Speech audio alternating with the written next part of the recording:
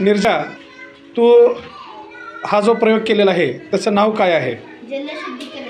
जलशुद्धीकरण. बरं, या प्रयोगासाठी तू कोणतं साहित्य वापरलं आहे?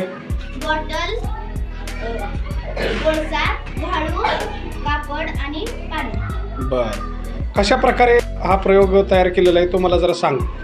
बॉटल घेतली आणि बॉटलमधून टाकली.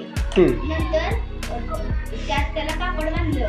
नंतर मग पहिल्यांदा कोळसा, वाळू, चाळलेली वाळू आणि चाळलेली वाळू टाकली. बरं. आणि मग नंतर गढूळ पाणी टाकलं.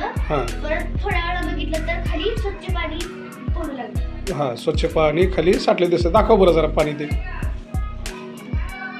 हां, ठीक आहे. म्हणजे बघा, गढूळ पाणी स्वच्छ करण्याचं एक साधं सोपं साहित्य निर्जानं बनवलेलं आहे. खूप छान निर्जा. निर्जासाठी सर्वांनी झकास क्लॅप द्या.